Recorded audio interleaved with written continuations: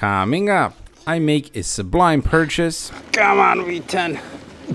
Yep, that is a sizable hole in the engine. You can actually see the bottom end. But wait, it has even better engine damage. So far, the news is grim.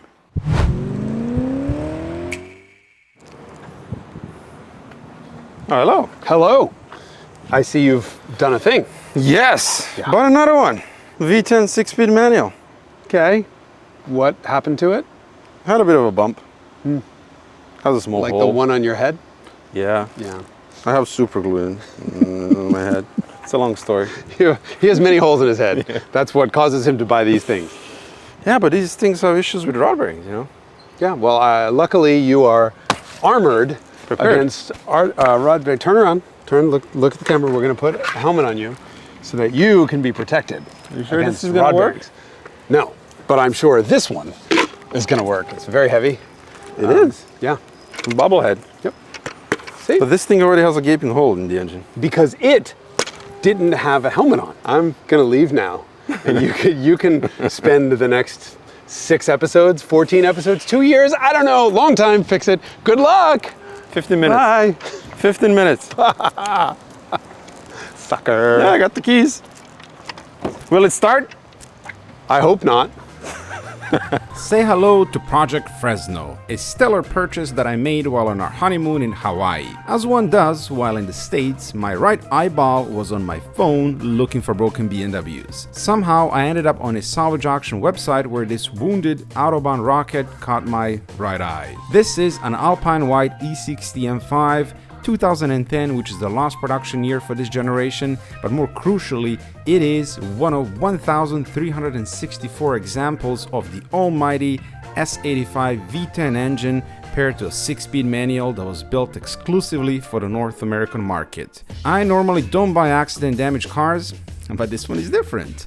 I mean, look at it. The body is straight as an arrow, no damage in sight, and that's because this one was listed with undercarriage damage, aka, surprise, anything can happen damage. If you look closer, you can spot an oil mat underneath the engine, so one can certainly assume that at the very least the oil pan got smacked pretty good. Now, the good thing is that when impact happens and the airbag deploys, the battery safety terminal in the trunk pops the positive cable and instantly cuts the power to the engine. So there is no possibility that this engine was running without oil, which is very important. After looking deeper into this car and running Carfax, turns out this is actually a clean car that had a bad day. One owner from new, it spent its entire life in Sacramento, last year 6-speed manual E60 M5, which is unbelievably rare, loaded with equipment such as full leather interior, leather dash, leather door panels, Alcantara headliner, the absolute best comfort-cooled M5 seats, soft closed doors, etc. But I repeat, soft closed doors. My gut is telling me that this is a good car that needs to be saved and preserved. Therefore, I decided to bid despite the obvious risk. I was having pancakes in IHOP in LA when things got out of hand, and I got into a bidding war and won it for more than I wanted to initially pay. But look, it's all good. It's a dream spec V10 manual M5 and I wanted it. Okay? I bragged about my purchase to my good friend and everyone's favorite professional idiot, Jason Camisa. The car was in Fresno, only 3 hours away from Jason's place in San Francisco, so it dropped, accidentally, purposely, in his lap in the middle of the night. But then, Camisa had a brain fart moment. I mean, a light bulb moment. And suggested that I should fly over, fix the M5 in his garage, and drive it to the famous Car Week in Monterey. If you're not familiar with the Car Week, it's an all things cars series of events and a full week of the automotive heaven. It's an event that I always wanted to go to, and slap me silly and call me Willie if this isn't the perfect opportunity to do so. I packed a large array of oil-stained t-shirts, transported myself 1 week before the event to beautiful and sunny California with a dumb grin on my face and a mission to put this legendary 4-door supercar where it belongs, back on the road. All right, sir. I would like to offer you the service of my Vangina. The what? Vangina. It's my What's van. that? Her name is Gina. What's the problem?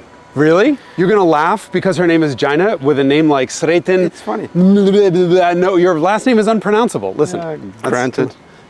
Granted. Done. Good and tight. Torque That's spectacles. Fine. Oh, yeah. Oh, that's not fine. This is not going to end well for anyone. Just drive slowly. Okay, to the shop. To the shop. My first drive. Go for it. It moves. Oh, it's really difficult to turn the steering wheel. Where are we going? Are we supposed to go left? I don't know where we're going right. Stop. Weren't we supposed to go left? I don't think you're going to make it. So I figure I'll go this way and then I'll try to tow you backwards. China. Doofus. Look at that. Oh my God, you're so precise. That's ridiculous. Stunt driver. All right, you gotta go slowly because it's very difficult to turn the steering That's a fast car. I don't think it's gonna work. Stop! Yeah, I can't turn the steering Couldn't wheel turn the wheel fast enough. This is why I like light cars. Use those muscles. Jeez. Come on, V10.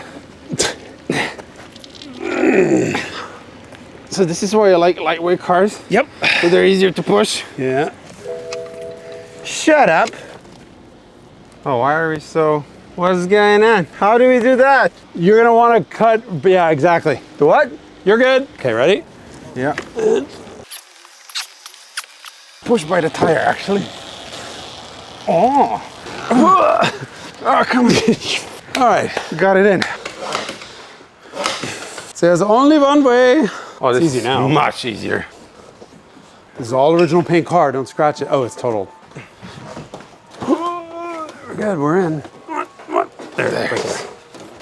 All right. Yep. Up it goes. All right, let's have a looky-loo. Right off the bat, this is the biggest problem, the gaping hole in the engine. You can actually see the bottom end and the oil pickup. The second biggest problem, the subframe. It's actually cracked, as you can see right over there. We did not spot this before I came here, so we don't have a replacement subframe. We're gonna have to jump online and start searching. Control arm bushings, completely shot. Sway bar links look okay. Actually, that one on the top, the ball joint is busted. The brakes have a bit of a lip, but not too bad. We'll measure them to see if they're still within spec. Fender liners, completely missing from both sides. This shock is leaking actually. It's a good thing I brought Bilstein B6 shocks with me. So that's the good news. This is the expensive one, the transmission belly pan. It is slightly damaged, but not terrible, just a little bit here. And that thing is like 600, 700 euro. Dollars. And then if you go further down the line, the original exhaust in good condition, a bit of a scrapey scrape here, and then original middle section, and also scraped the lower wishbone here as well. It doesn't look like it's been damaged here as well, scrapey scrapers. And then we have Dynon mufflers. And look how clean it is, not a speck of rust anywhere. That's what you get when the car lives in California all its life. So not too bad, but I think first we need to start with the engine. So let's get the oil filter out, see if you have forbidden gold in there, and then get the subframe out, the oil pan out, do the rod bearings as well, inspect the oil pumps, and get this puppy running and driving. Sounds simple enough, huh? You'd be done by this evening, right? Yeah, 3 hours before dinner? absolutely. At least rod bearings need to be done today. You're kidding. Yeah. All right, let's get the belly pan off and inspect for further damage. So here's the transmission belly pan. It's slightly broken here, but I think we can patch that up because, as I said, this thing is very expensive. And I mean, this car is really mint underneath. It's brand new in the back. Here's the transmission, the glorious 6-speed manual, a bit wet. It's not leaking anything, but it is a bit wet here. So we'll clean that up, but look at the cross member. That thing is mint. It's not even oxidized. The flex disc, aka the guibo, looks perfect as well. I'd be willing to bet that this car still has the original clutch. And yeah, the transmission bolts look untouched. And I mean, look at that. There, you can actually see the chain and everything inside. First things first, let's remove the oil filter. Let's hope for no metal shavings. Gee. Oh, someone really torqued that. I'll do that. Okay, we have oil here. That's a good sign. So the thing is, I don't even know if the rod bearings have been done on this car. It's a one-owner car, but I didn't get any service records, and Carfax is not showing anything interesting other than regular maintenance oil and stuff.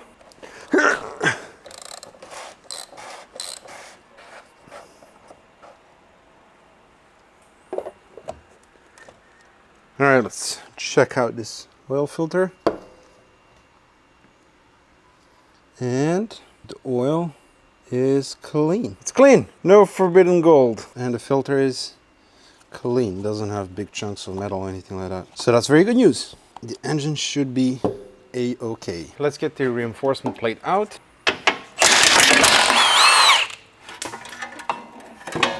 The rear part of the oil pan should still contain oil. Yep. And again, it looks good, not glittery. So watch this wheel here.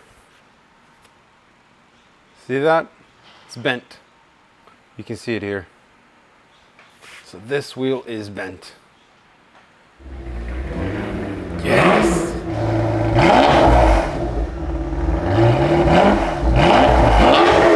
Oh, that is so good. That is so good.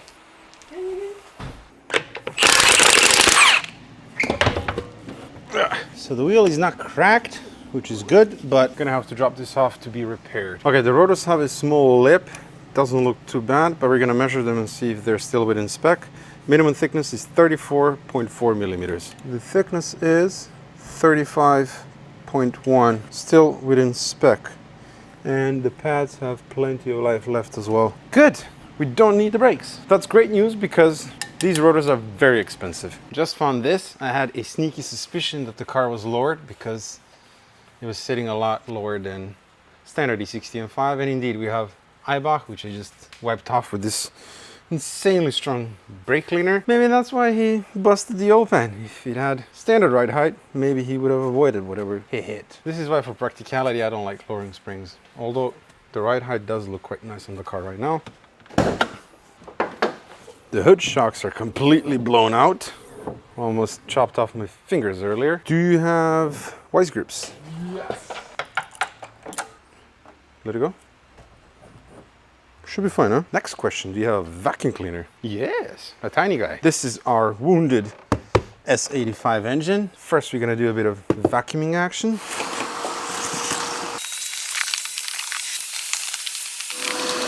All right, here's the game plan. The priority now is to get this engine running.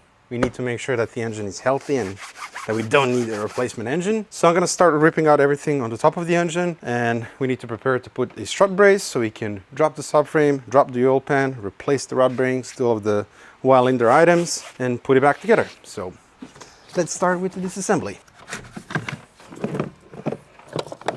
So far, everything on this car looks original and untouched, which I really like. None of the clips are broken here.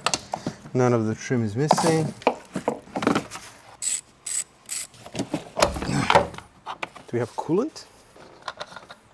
We do, and it's perfect level as well. That's nice. How about power steering? Yep, it's actually overfilled. We have a leaking power steering line, and it's one of those bastard power steering lines that are so difficult to remove. Add that to the shit list.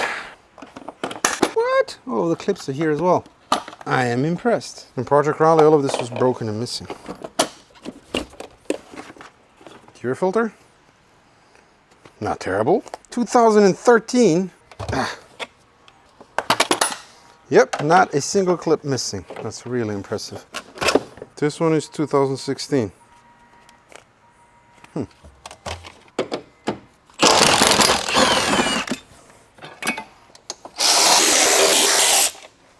So given a few mods that this car has, I honestly wouldn't be surprised to see that the rod bearings were already done, because it looks like the owner, the previous owner, the original owner, actually liked this car and took care of it.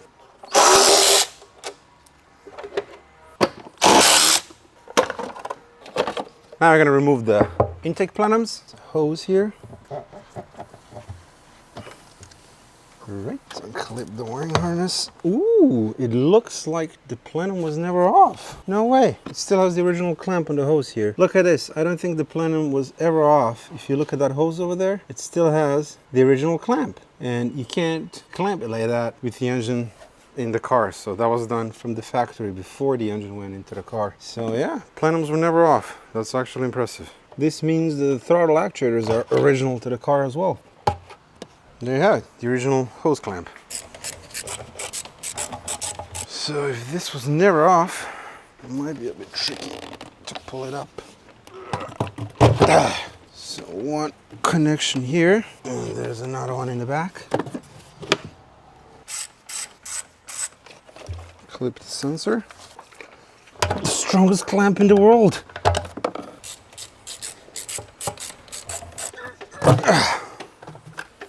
I want to cover up the throttle bodies. Now we're going to get the electric fan out. And plug the connector. There it is. Now watch the beauty of BMW engineering. Compare this to Maserati nonsense. Bendable tabs. That's how you do it. Now we can remove the engine mount nuts so we can support the engine from above and drop the subframe.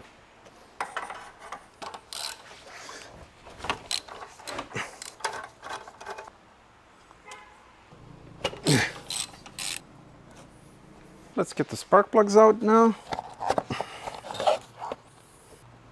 Oh, original BMW coils. You know what? Let's do a bit of compressed air here before we remove. Now we can pull out the ignition coils. Oh, yeah. Pull out the spark plug holes.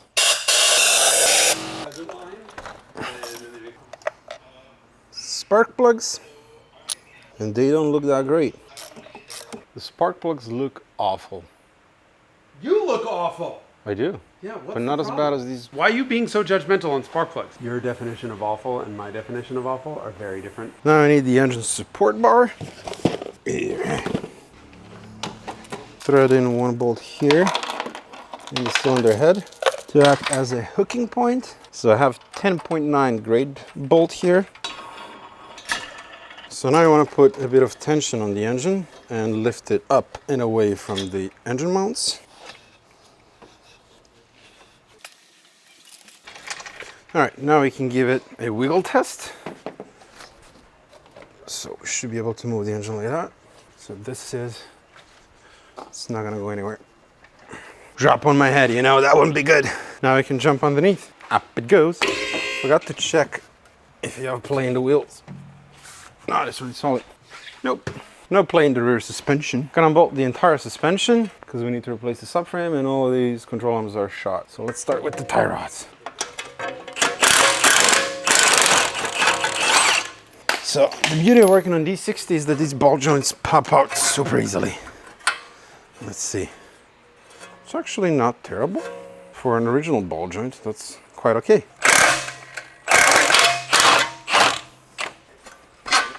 There you go. To get this plastic out. So let's unbolt the sway bar link. So this one is shot. The boot on the top is split. Okay, what? So I'm gonna remove the sway bar so that the subframe is a bit lighter when the time comes to pull it out. What the hell did it hit? What is that? Is that tarmac? Yeah, it's tarmac.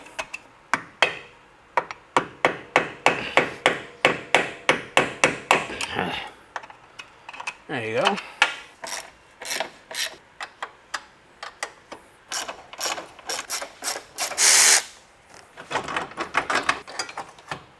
Okay.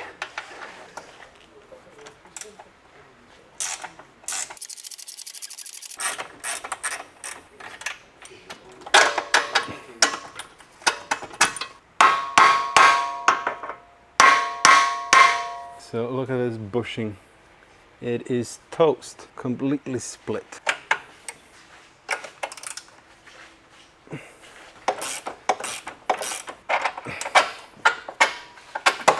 Original thrust arm bushing, totally shot. Look at that. Now I need to disconnect the steering column from the steering rack. You done yet? Almost.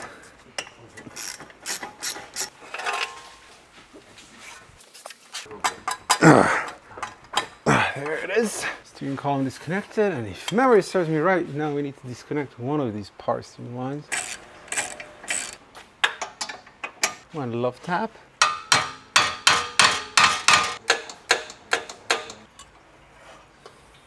Now I need to disconnect this power steering line here, which is a quick disconnect. Oh, there we go. Yay, more pendency. Let's quickly whip out this subframe. Should come down. There it is. If memory serves me right, this isn't that heavy. There it is.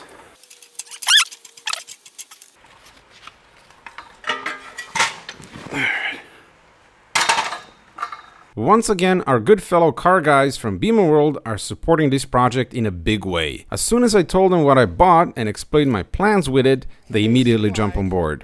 As usual, I served them a huge list of parts and they delivered every single one of them. BMW World isn't like an Indian restaurant that also serves Mexican, pizza, pasta, kebabs and burgers.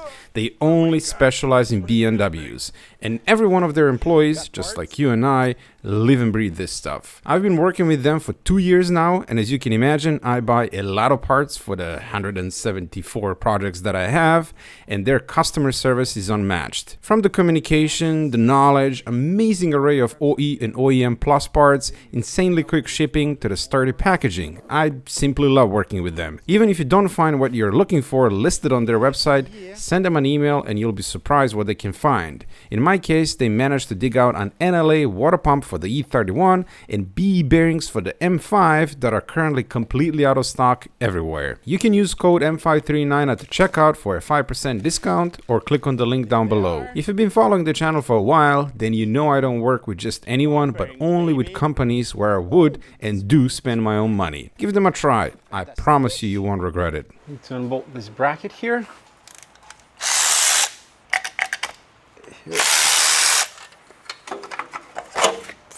Unbolt the parsing line. Now I gotta remove the scavenger pump.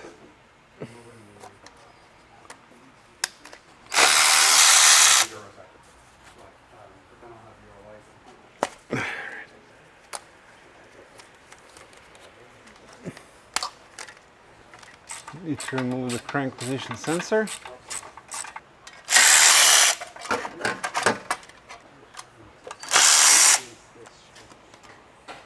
Bolt this line here.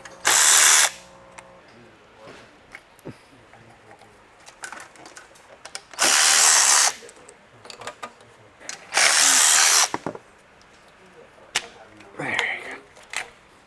I can slide out. So we're gonna zip tie this.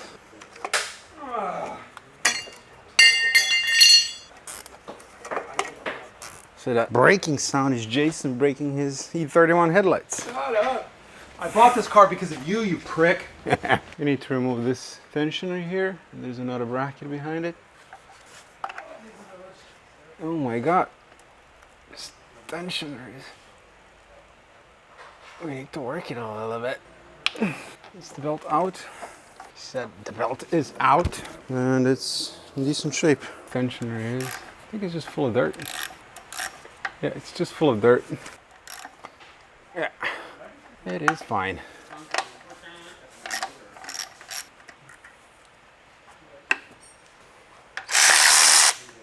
We are ready to drop the pan, but before we undo the bolts, I'm gonna go around the perimeter and clean with brake cleaner. God, this brake cleaner is awful. Let's first undo the 4 in the back.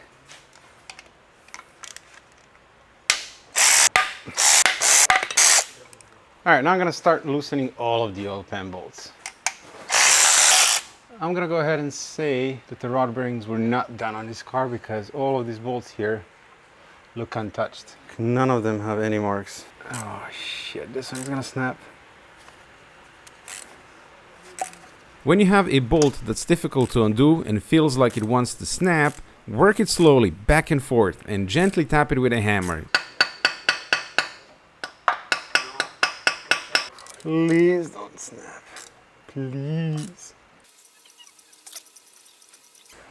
This one is out, heavily corroded in there.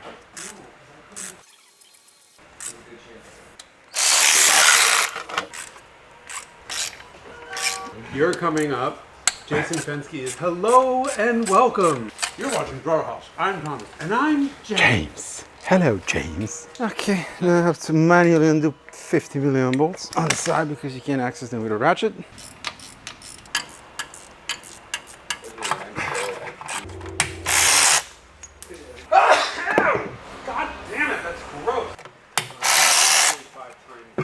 should be able to remove it now. Oh, actually we can't remove it because of the pipe here. We need to hammer the oil pickup.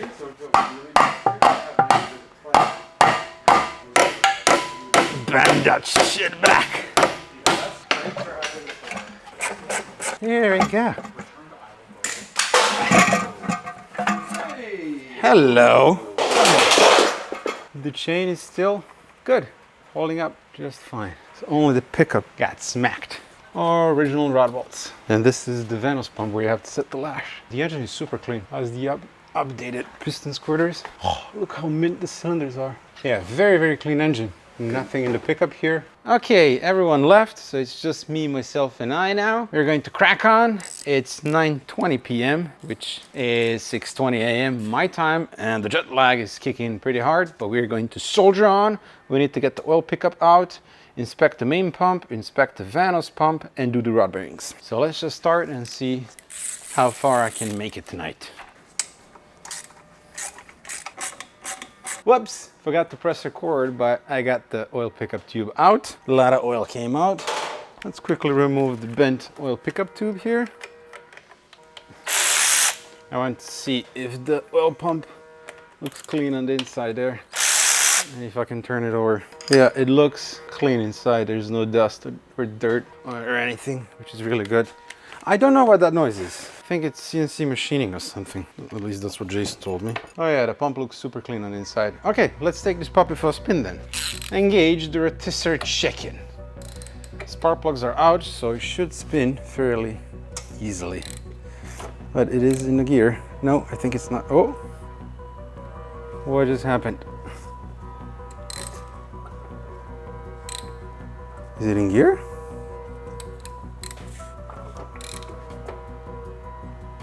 Okay, shit. It's not good. It won't turn. What the hell?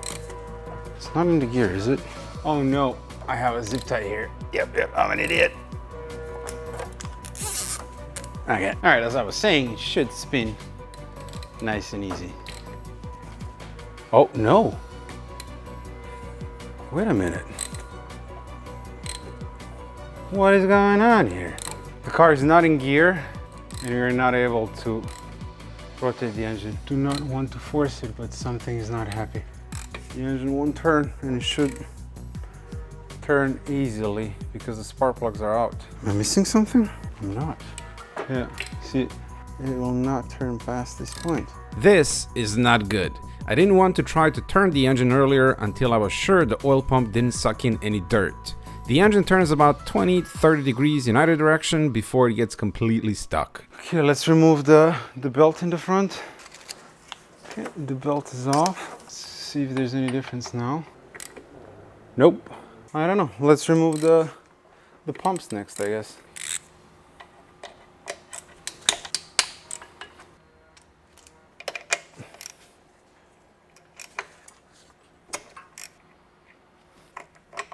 Sprocket out. Let's see if it'll turn now. Please turn, please turn. No. Let's get the oil pump out. Next, the Vanos pump. The Vanos line.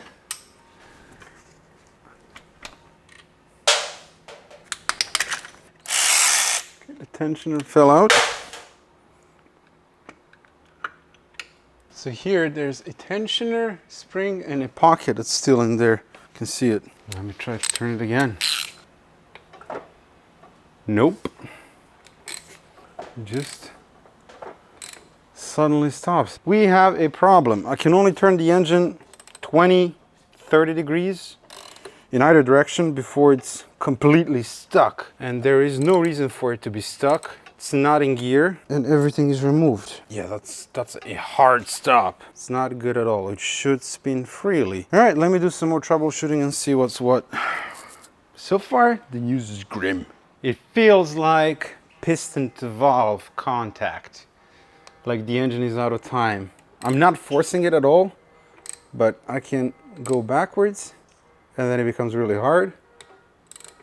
Then I can go clockwise and then it comes to this point and you can't push it more than this. I don't want to force it because if it's hitting a valve, we can bend it. Ah, crap, this is really bad news. At this point, I need an endoscope so we can look inside of the cylinders and see if we have a valve hitting the piston. I have the clutch pressed in all the way, so it's something with the engine. And the only logical explanation is piston to valve contact. So this is the thing with accident cars. You never know what you're gonna get. Never. So I'm trying to find, it's late now. I don't think I can find an endoscope anywhere. It's 10:30. So yeah, I might need to park it here for tonight and then tomorrow morning find an endoscope somewhere and see if the engine is out of time. So cylinder number 5, 3, or 6. Those are at the very top. Guten Morgen! Thanks to Jacob, I got an endoscope here, a camera.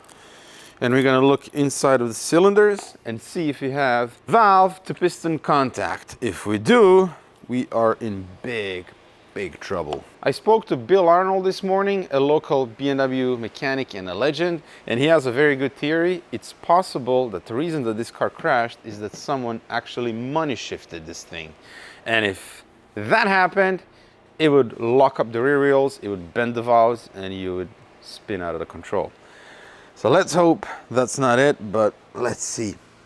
Okay, cylinder number 3 was at the very top, if memory serves me right. In you go. Okay, none of the valves are kissing the piston here.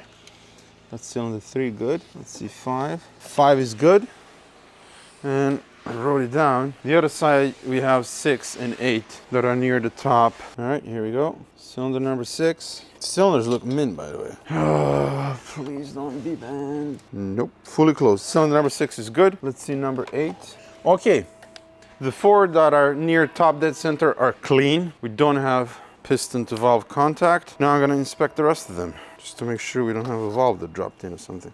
So number 1, that one is clean. There's a decent amount of carbon in here. Okay, bank 1 is clean. No contact there. Okay, at the moment we don't have any valves touching the pistons. Okay, I can see the top of the piston and no marks from valves hitting it. So I don't know.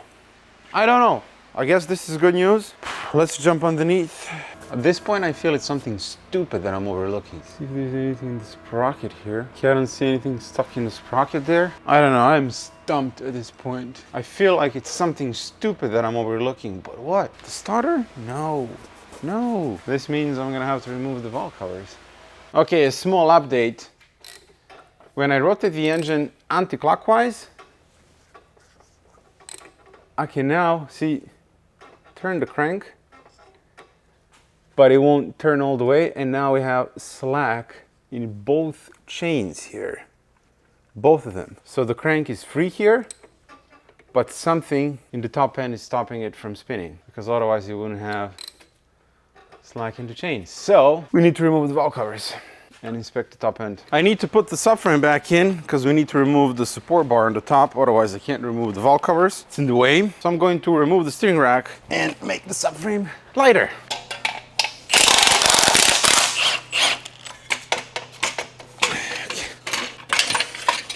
All right, the rack is free.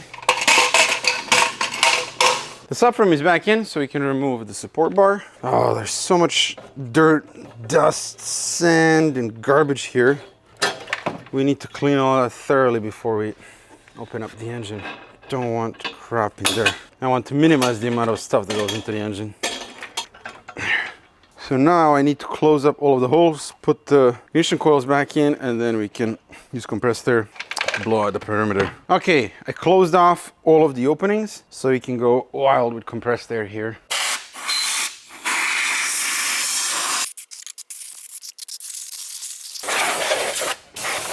All right, I think that'll do. Start with bank 2.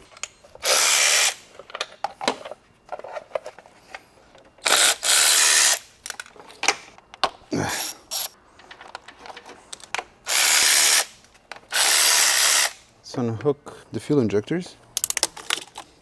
A bit more compressed air. Have to remove this air valve here as well.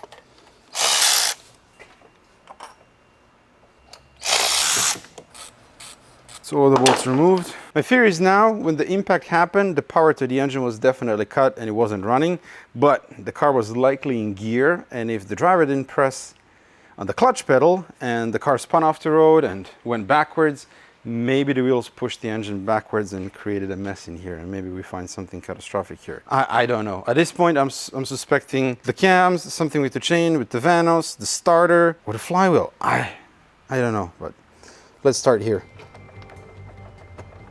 Okay, what do we have here? What do we have here? Okay. Nope, the cam is in one piece. So nothing interesting here in the first glance. Okay, let's see what happens when I try to turn over the engine.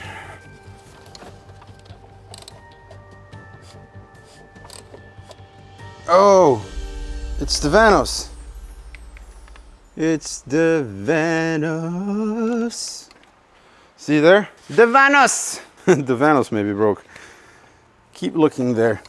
See if I go backwards now.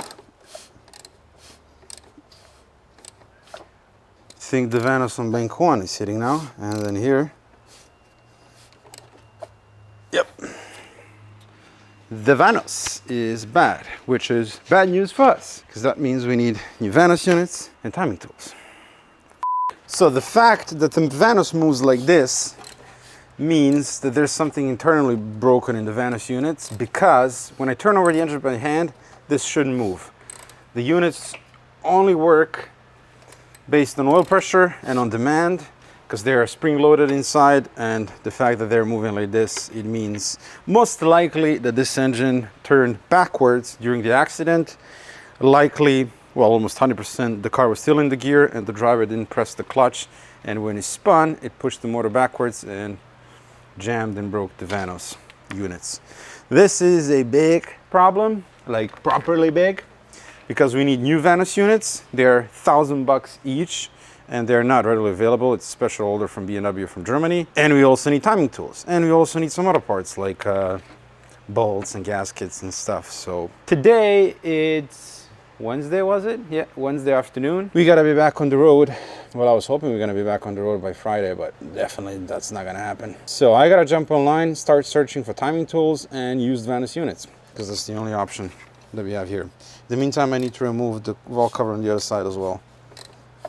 See if I get a wrench there. See? You can turn the cam like that. This thing moves in and out. Okay, so I have several people now searching for timing tools and Vanos units. So in the meantime, let's remove the cover on bank 1 and see what's going on there. This is a rotten bit of luck. Just posted a story on Instagram as well that I'm looking for Vanos units and timing tools for this.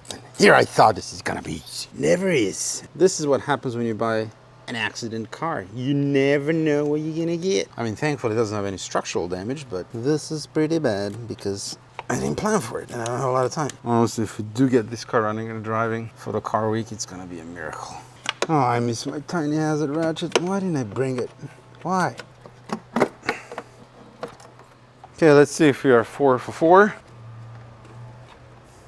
Oh yeah. Yep. Oh, this one pops out. But then this one gets stuck here.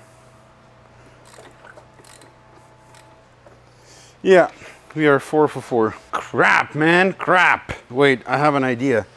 If I manually move the cams, maybe we can turn over the engine like that and do the rod rings at least while waiting on parts here. Yes. There you go. Maybe do the other one as well, the other side. Huh, okay, maybe this works. Yeah, yes, we can do that. Haha, good. All right, I'm not losing hope yet. I have a lot of people right now searching for replacement Vanos units and the timing tools. Those are the two things that I absolutely need. Without them, we ain't going anywhere. In the meantime, we are going to proceed with work on this car and do the rod bearings. Now that the covers are off, I can actually rotate the engine at the crank and then manually move the cams so we can actually get to all of the rod bearings and do the full rotation that we need. If we get the timing tools and the Vanos units by Friday, today it's Wednesday, 2 p.m., we might be okay, but it's still a lot of work to do. I emailed BMW late last night and asked for the valve cover gaskets, spark plug tubes, and the complete front suspension, and guess what? They're already on the way. Thank you very much, BMW. And Phil from BMW is also helping me in the search of the new Vanos units and the timing tools. So it's an absolute pleasure to work with them. Thank you so much, BMW. Honestly, thank you. Anyway, let's do it! All right, let's put back the support bar, because I need to get the subframe out. Again. Gonna be a lot of jumping around, the cams moving and whatnot. Okay, I'm always scared about this, so I do like a million checks and shake tests and whatnot, just to make sure it's not gonna go anywhere, because if this drops in my head, you've been taught! The only rod bearings that I like to use on this engine are the BE bearings. I've covered this in the past, but these are made by Clevite to custom BE bearing specification to provide extra clearance for oil to flow and address the tight factory clearance. In my opinion, they are a permanent solution to the rod bearing issue on S65 and S85 engines. They are also the only aftermarket bearing manufacturer that individually hand measures each bearing and sort them top and bottom to achieve optimum clearance. They come with ARP rod bolts, also made to BE specification. Now, as I mentioned earlier, they are totally out of stock everywhere and can't be bought until the next batch arrives in October. Somehow, Beamer World pulled out a set of BE bearings with rod bolts out of their magic hat and provided them for Project Fresno. For this, I'm extremely grateful, as I didn't want to use anything else on this engine. Let's start with either this or that journal. Let me turn over the engine a little bit. See which one is in better position. I'm thinking this journal here. S65 and S85 engines have forged powder connecting rods. They are fracture split from the factory, and it is essential not to mix up the rod caps, as each cap is unique. Each rod and cap are stamped with numbers on the side, and that's how you can easily match and install them.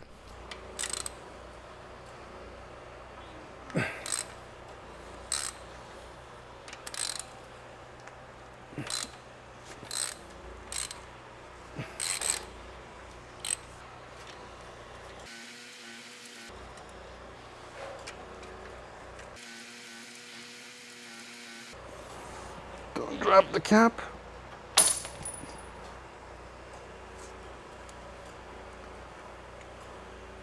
Hello. A bit worn.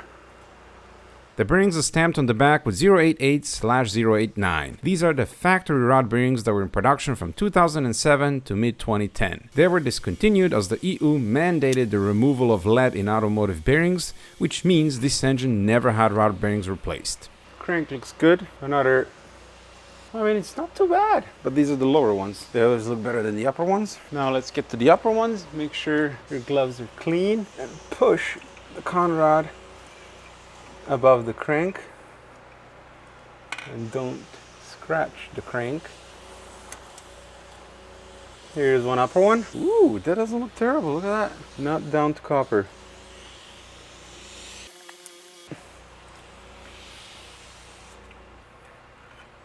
There we go.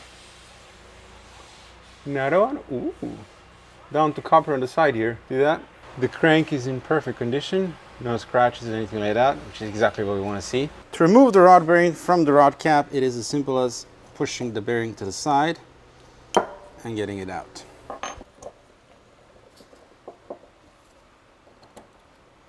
This is what the first set looks like. To clean and prep the rod caps, grab a fine Scotch-Brite, bit of brake cleaner, and just clean the surface. This will remove any residual material from the old bearings. Unfortunately, you can't do this for the upper rod bearings, for the connecting rod, because then you're gonna have, you know, this stuff in the engine because you can't clean it properly when it's above the crank. So there, I'm just going to use a carbon fiber towel. And once this is done, you're going to use a bunch of brake cleaner and rinse this out. Follow up with a clean Carbonius. So with clean gloves, grab the lower bearings, and to install them you gotta line up this notch here, and these are, as you can see, all hand measured, and it says Clevite over there. They are going to have some marks from the measuring tool, but that's nothing to worry about. See that mark over there?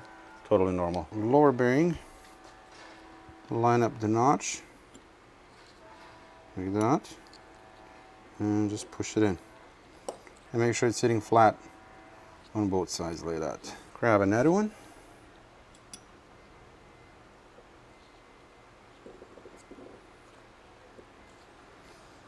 Beautiful. A very clean finger assembly lube. Forgot to bring a liquid moly assembly lube from Germany, so we're using this stuff that Jason has. Dip your finger in and put it on the bearing. Just like that.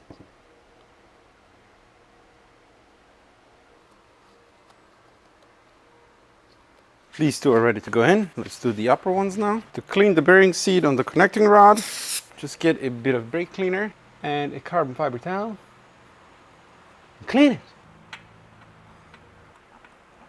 Clean the crank as well. Don't drop the bearing. It's the same deal as with the lower ones. You gotta pop them into place and make sure you line up the notch. The notch. It's not that difficult. It's one in place. Blow out the bearing, just in case. So first, get the notch in, like that. Once that is in, you can just push it there. And then make sure it's sitting flat on both sides. Once everything is seated correctly, give the crank one more wipe. And now again, deploy the clean finger and lube up top bearing. Again, we're just lubing up the bearings and the crank. Nothing else, okay? You don't put this lube underneath of the bearing either. Don't want the bearing to spin. You want the bearing to stay in place. Yeah, baby. So I'm rinsing my gloves with brake cleaner constantly, just to make sure it's absolutely clean. Now we need to pull down the connecting rod and lower it gently onto the crank and not scratch or damage the crank in any way.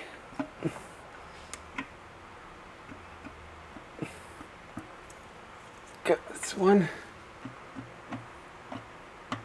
There you have it. For the rod bolts, we need to use assembly lube as well, which is supplied by ARP.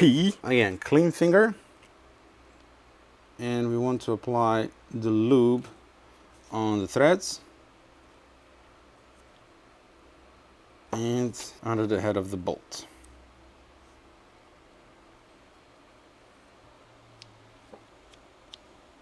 Nice. Grab the cap and the rod bolt and match up the numbers 263, 263. This one goes here.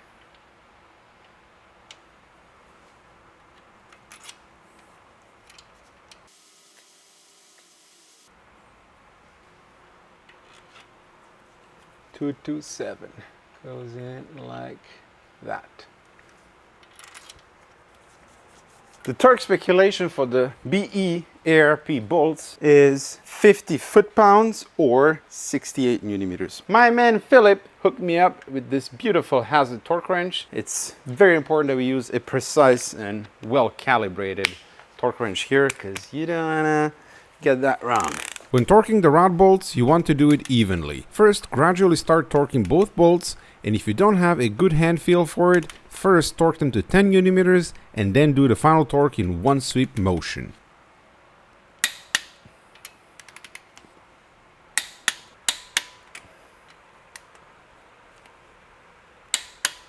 Beautiful. That's two done, and it's rinse and repeat with the rest of them.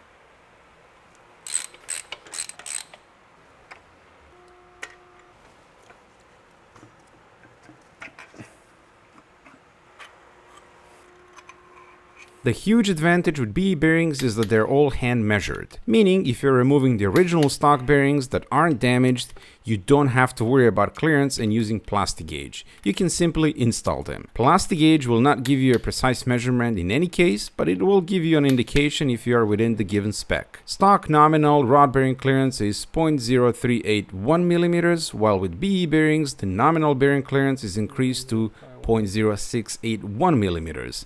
And here we can see that we are within spec and safe to proceed. Do not use brake cleaner on the rod bearings, you will remove the coating. If you need to remove remnants of the plastic gauge, just use a bit of oil and very gently rub the bearing. I also use a tiny amount of silicone spray so it's easier to remove the plastic gauge.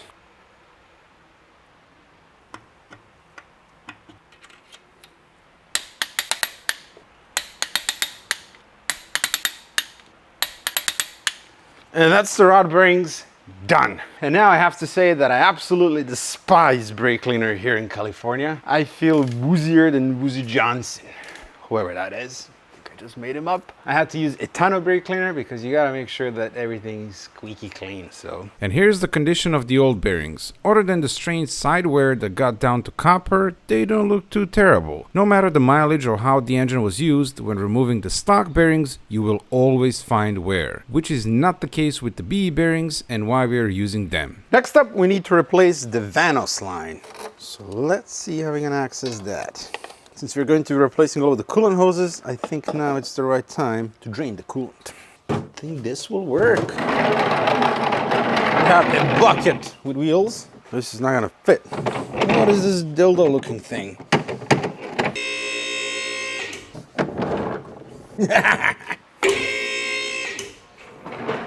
Right. No, now it lodged in there. Thing. Okay, how do we stop you from... That should work. Just gonna pop the lower rad hose.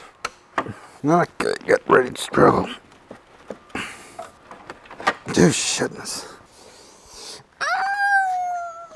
My skin. Yes, got a pry bar here. Stupid thing. Oh, there we are. Right into the bucket. Cool, so Jason can mop the floor with that later. Let's crack open the coolant bottle. Make sure everything goes out. No spillage so far, which is good. So as usual, with my preventive maintenance, I ordered all of the coolant lines brand new. So I'm gonna remove the ones that are in the way. For example, this one. Okay. Cool, now we can actually see the Vanos line. So that's the top of the Vanos line. We need to remove the bungee bolt, one screw, and then we can pull it out.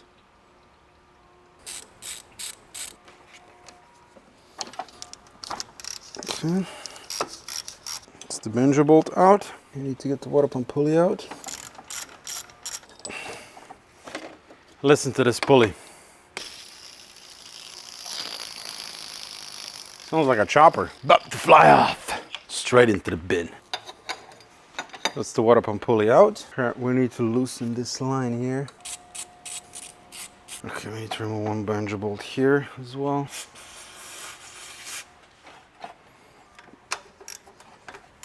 Now we can get this line out of the way. And now you can see that we have a straight shot at the Vanos line.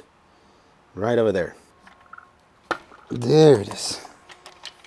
So now you gotta wiggle, turn, pull. There it is. That's the Vanos line. The Vanos high pressure line can develop cracks and inevitably leak, which will cause Vanos issues. So it's always a smart idea to replace it preventively when you have the oil pan off. So here's a brand new one from Bima World. Does not come with an O-ring. You gotta buy that separately. Remove the old one first. It's in this bag here. Yeah, it's this one here. So I'm gonna use compressed air and just blow out and clean this line. Slide O-ring. It's important to install O-ring correctly. Now I need to lube up this O-ring and install the line. Clean the surface here. So I'm gonna use assembly lube to make sure we don't tear this O-ring. So we need to pop it in the same way we took it out, because we need to navigate it all the way to the bottom in the correct position. Like that. Oh, okay, we just need to flip it over. Oh, coolant in my eyes. Oh, now I can taste the coolant. Great. Ah, there we are. It is through. You know when a vet goes into the cow with his arm? That's what you gotta do here. You gotta go with your arm in the S85. I just had a massive burrito. Now you just gotta push. There it is. And grab the screw. I'm actually gonna pull the water pump out now. So we're replacing that as well. And this line needs to be unbolted, so now is a perfect moment to do that. Well, that means more coolant, doesn't it? Let's start pulling the water pump. The entire car. Yes! Oh, should have removed that radiator. The water pump is out. Looks fine. I'm gonna have a brand new one. Here's the new one. I lubed up the O-ring. And now you can pop it into place. Nice and easy. The torque speculation is 10 Newton meters, but I'm just gonna go by hand because I have a pretty good feel for this. Banjo bolt with fresh crush washers going in. Okay, that's the Vanos line and the water pump done. Let's crack on with the oil pumps. First, the Vanos pump. We need to inspect it and replace the bearing ring, the bearing race inside. Remove sprocket.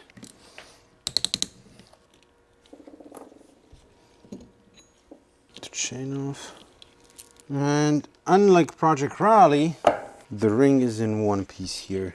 It didn't snap.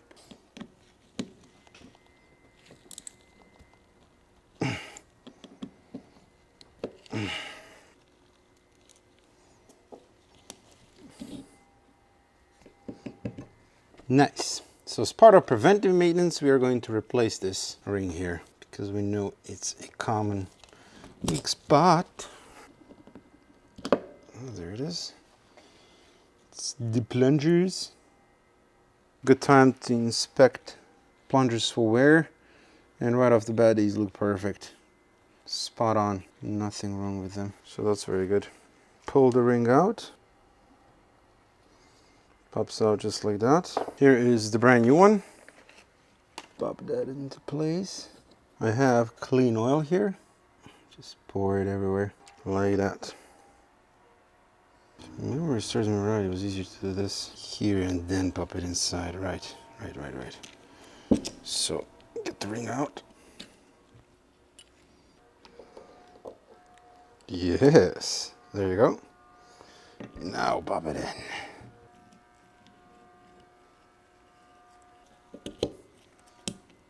There it is. It's inside. Gonna clean the sprocket. This dreadful brake cleaner. Bit more oil. Make sure your bit is clean, because that's the easiest way to transfer dirt from the socket or the bit onto the screw and then into your engine. It's a gentle good and twist. Brand new chain. Clean gear. Clean screws. New guides. Look at this great packaging by Beam World.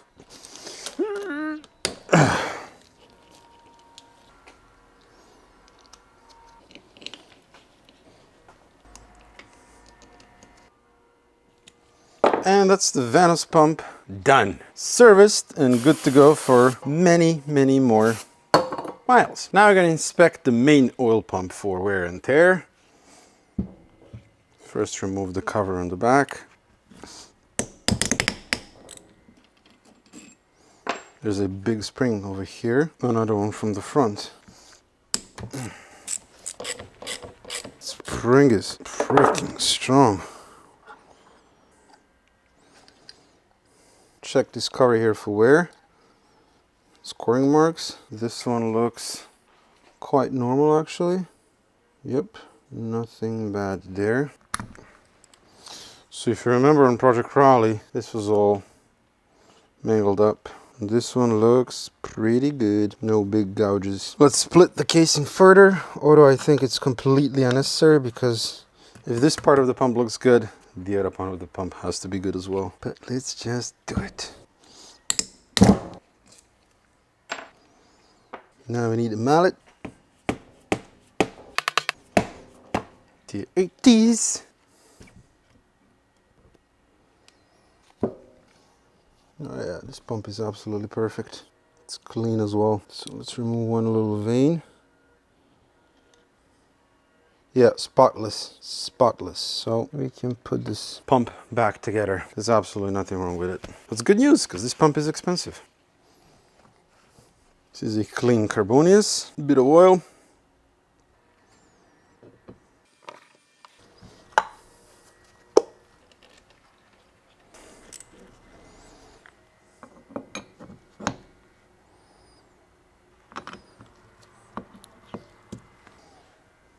Ah, the vicious spring.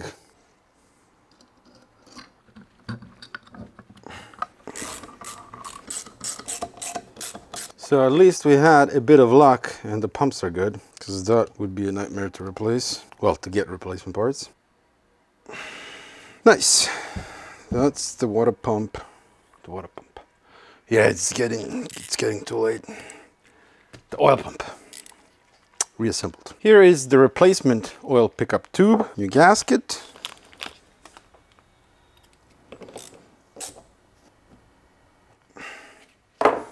And that's this pump ready to go. I also have a brand new spring, plunger, and the oil pocket. Before we put the pumps back in, we have a little filter here that we need to replace.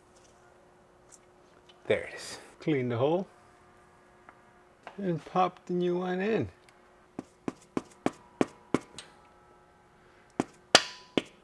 There you go, that's in. All right, first the Vanos pump goes in. So for the tensioner, you gotta make sure that the little pocket for the spring is out, which it is. And now I need to pop that in together with the oil pump. Plunger, spring, and a pocket. Start the bolt. Just finger tight, because now we'll have to set the backlash for the Vanos gear. And now the oil pump.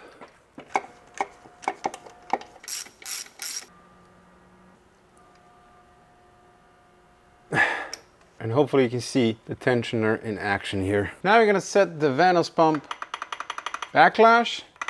That thing there.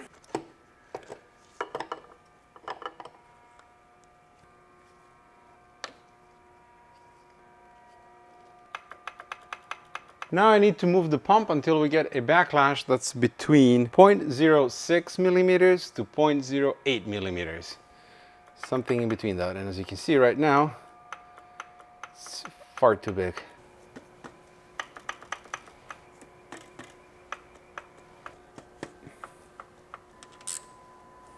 Right now we have a backlash of 0.07, which is right in the middle. 0, 7, 0, 7. So I'm gonna tighten the pump, and then we're going to turn over the engine slightly and then check the backlash again. I turned the engine over a few times and I'm consistently getting 0.07 backlash. So that's right in the middle, within spec. So we're gonna leave it like that. Now we can put the sprocket back in.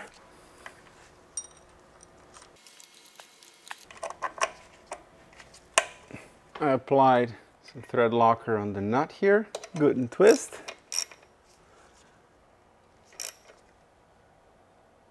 All right, that ain't going anywhere.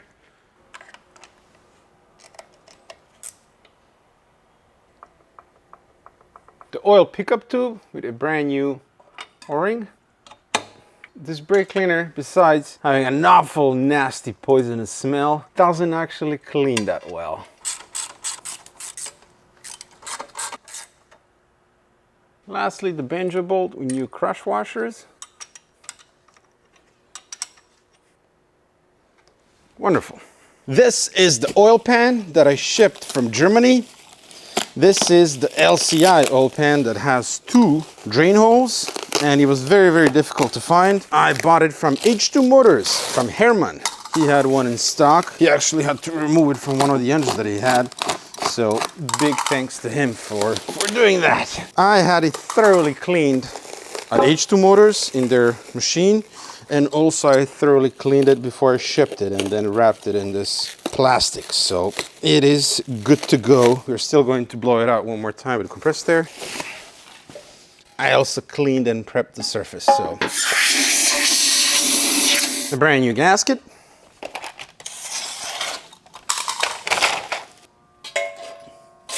And now we're gonna do the trick with zip ties to hold the gasket in place. Lean the surface.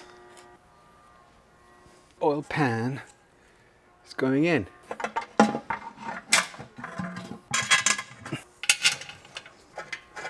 Now you can cut and remove the zip ties. Ooh, almost 2 a.m. That's great.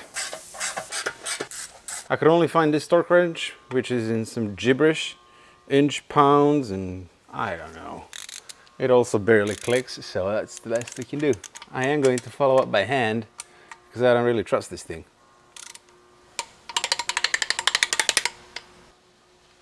Nice. The ones on the side, I have to do by hand. All right, I think we're gonna shut it down here for the night. It's nearly 2:30 in the morning. I gotta get some sleep. And then tomorrow I gotta start chasing timing tools and the cam gears. No luck today, even though I posted wherever I could. I asked a bunch of people, but no luck yet. So hopefully tomorrow we get a bit more lucky. All right, good night.